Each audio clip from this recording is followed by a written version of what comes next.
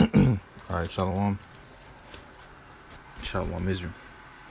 First and foremost, I want to give our praises unto Yahweh, Bahashem Yahushua, Bahashem Karkadash. Double honor to the apostles and elders of your millstone. Shalom to you, brothers pushing this truth in sincerity all over the earth. Another shalom to you, hopeful elect out there. And this is going to be real quick because I've been noticing this census stuff has been popping up a lot. And as well as I've been getting the notices as well. I haven't literally one right here, and of course not filling it out until it's required by law, because we have to follow the rules of the land as long as it's not going against the scriptures, man. But we know when I'm able to read the account of it, that we know that numbering the people of Israel, or giving account, numbering and giving account of the people, is going against the scriptures. But let's say you happen to do fill it out, man. You know what Esau is trying to do with these census paper. You know that he's trying to keep tabs on you, keep watch on you, where you at, know how many people live there and all that time, know where you at at all times, know how many people live among you, different, it's children, elderly, all this other stuff. We know Esau wants to keep tabs on people, man. We know that he wants to know this information. And now, that being said, if you happen to fill out the paper, we know that it's not no major sin by you doing that. But we do know is that if you fill out the paper, you're going, hey, if you lay down with the dogs, you're going to get fleas, man.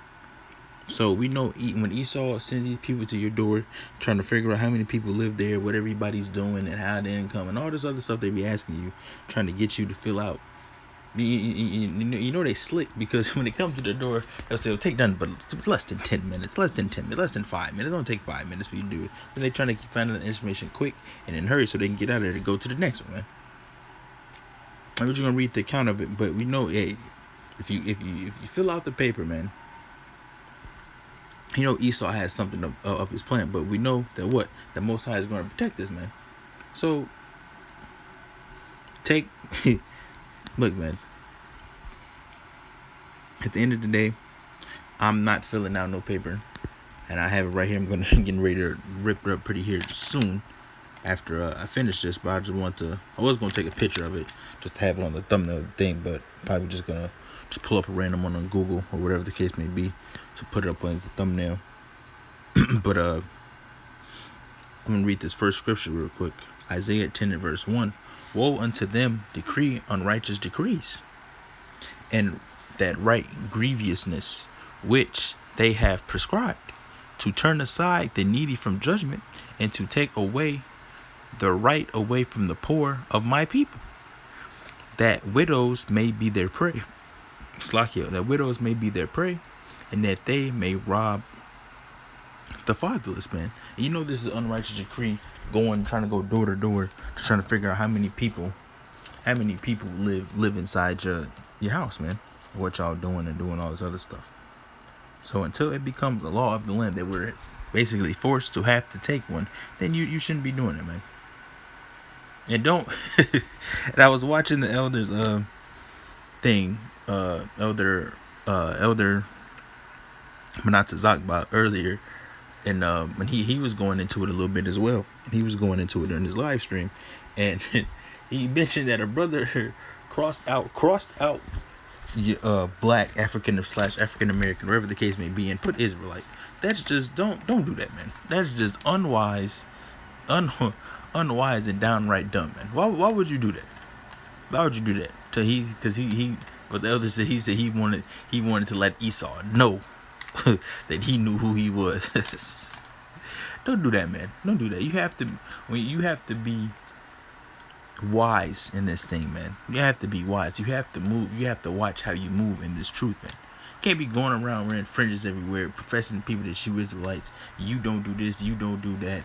People come to door to door for census, asking you how many people live there. You think we all Israelites? See my wife here, she's Benjamite. Yeah, see my daughters, my my daughters, see they so-called Negroes, so they the tribe of Judah and doing all this with your fringes everywhere and doing this. No, man, don't do all that. You're just doing too much. Why are you even doing that anyway? And me personally, when the two people, it's been the same people that came back. One's a Jake, and the other one's Edomite. So don't you have to be wise, man. You think it is honestly wise for you to cross out when you fill out forms, cross out Black, African American, then check Israelite, and then make your own box. Here it is. You didn't crossed out the boxes that's on the paper. You're gonna make your own box and put Israelites, man. Do y'all think that's wise, man? It's not wise at all to do something like that. But I'm gonna read this account of this, and they're gonna keep sending people to your door. They're gonna keep sending people to your door to do the just try to fill out this form. So don't even bother, man.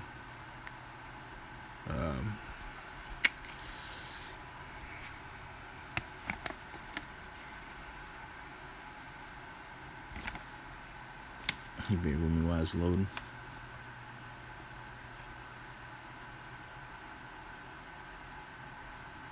And hell, let me read this. What's going on here? I'm gonna.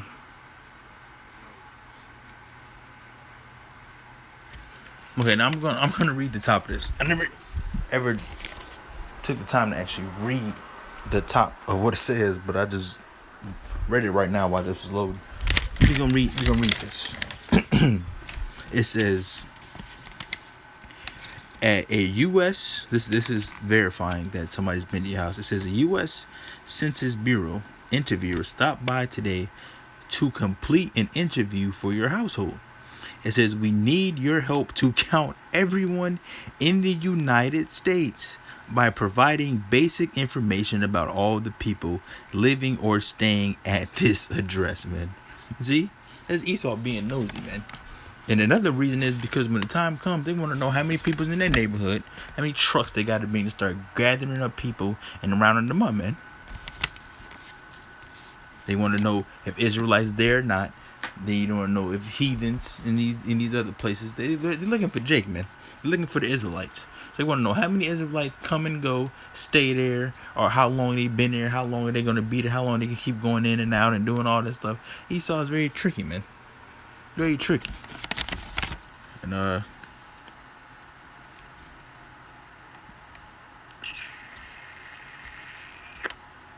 that's pretty much it. Let's get to this. Let's get to the story now. That's going to end it because it's not meant to be long.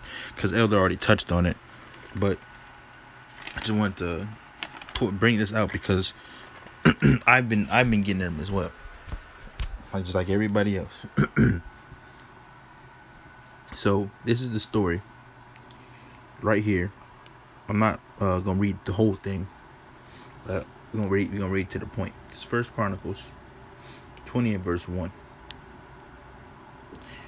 And it came to pass that after the year was expired, at the time that kings go out to battle, Joab led forth the power of the army and wasted the country of the children of Ammon, and came besieged Rabbah. But David tarried at Jerusalem, and Joab smote Rabbah and destroyed it. And David took the crown of their king from his head and found it to... Hold on, Salakia. I'm in the wrong chapter. Salakia on that. It's 21, I believe. Salakia on that. Yeah, my bad. Salakia, I realized that I was reading the wrong thing. All right, this is 1 Chronicles 21 and 1. And Satan stood up against Israel and provoked David to number Israel.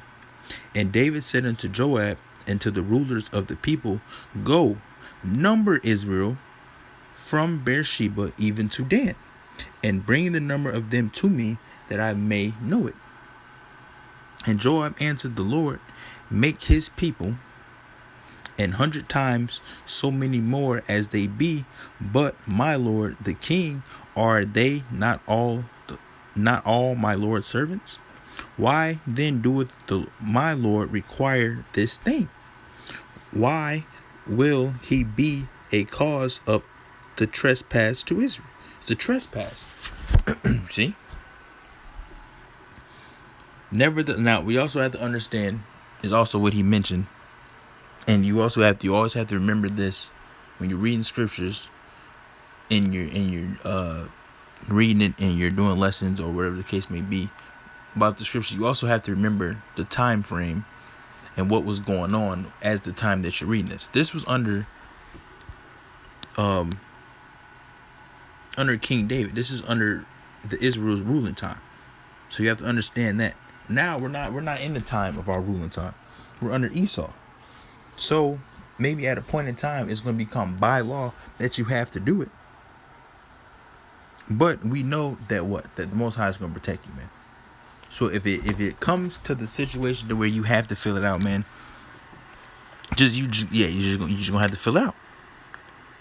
But if they not coming to you, like he said they're not coming to. He's like they'll say they're not coming to your house, guns blazing with a gun to your head, telling them to fill out the paper, man. They just coming out peacefully, keep asking you, keep coming, leave it at your door sometime, leave it underneath the mat, or leave it whatever the case may be, and then they just go about their day, man. So if it comes to a time where you're going to have to fill it out, man, then just fill out the paper, man. You have to understand that we're in captivity. We're under Esau's rule. We're under the so-called waste man's power, man. This was at the time when this happened. This was under the time of our rule. The story that it's in the scriptures. As of right now, hey, you gotta do what you sees fit, man. Because as of now, we're not in the situation where it has to be filled out, so I'm not gonna fill it out. Just keep going. And Joab answered, the Lord make his people 100 times so many more as they be, but my lord the king, are they I read that Slakia. Verse 4. Nevertheless the king's words prevailed against Joab, wherefore Joab departed and went throughout all Israel and came to Jerusalem. And Joab gave the sum of the number of the people unto David, and all they of Israel were 1,000 and 100,000 men that drew sword. And Judah was 460 and 10,000 men that drew sword. But Levi and Benjamin counted he not among them, for the king's word was abominable to Joab. So he knew that his wasn't right. So he didn't count all of the men. He didn't count everybody. It said, what does it say? It says, for the king's words was abominable to Joab. And the Most High was displeased with this thing, therefore he smote Israel.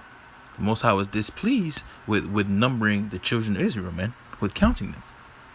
And David said unto the Most High, I have sinned greatly, because I have done this thing. But now I beseech thee, do away the iniquity of thy servant, for I have done very foolishly. And the Lord spake unto Gad, David's seer, saying, go and tell David, saying, thus saith the Lord, I will offer thee 3 things, choose thee one of them, that I may do unto thee. So now that David did this, now he's gonna have a choice on what punishment is going to come upon him for doing this thing. And the Most High gave King David three options, 3 choices. So Gad came to David and said unto him, thus saith the Lord, choose thee either 3 years famine, or 3 months to be destroyed by thy foes, before thy foes, while that the sword of thine enemies overtaketh thee, or else 3 days the sword of the Lord, even the pestilence in the land, and the angel of the Lord destroying throughout all the coast of Israel. Now therefore advise thyself what word I shall bring again to him that sent me. So he's telling him, hey, you gotta choose out of those 3 which one you want the Lord to bring upon you. And David said unto Gad, I am in great strait. Let me fall now into the hand of the Lord, for very great are his mercies, but let me not fall into the hand of man. So the Lord sent pestilence upon Israel, and there fell 70,000 men. And the Most High sent an angel unto Jerusalem to destroy it. And he was destroying, the Lord beheld, and he repented him of the evil, and said to the angel that destroyed, it is enough. Stay now thy hand. And the angel of the Lord stood by the threshing floor of Ornan the Jebusite. And David lifted up his eyes and saw the angel of the Lord stand between the earth and the heaven, having a drawn sword in his hand, stretched out over Jerusalem. Then David and the elders of Israel, who were clothed in sackcloth, fell upon their faces. So that they were in great sorrow, if you want to put it like that. They were repentant, man. They fell upon their face because they knew what they was doing was going off. So with that, I'm not gonna read the rest of it. This is pretty much me going into it a little bit. So if you gotta fill it out, if it comes to a point in time where you have to fill it out, then look, you gotta do what you gotta do to get by in the system. But they're not coming guns blazing to your house. So as of now, I just say, just leave it alone, man. Just leave it alone. Just rip it up, shred it, or whatever you want to, throw it away, and just keep on moving about your day, man. There are these people, and if you happen to fill it out, don't be unwise, man. Don't cross out anything and put Israelite. When you fill out a form, don't put Israelite, all Israelites, Benjamites, Ephraimites in the house. No, don't do all of that, man.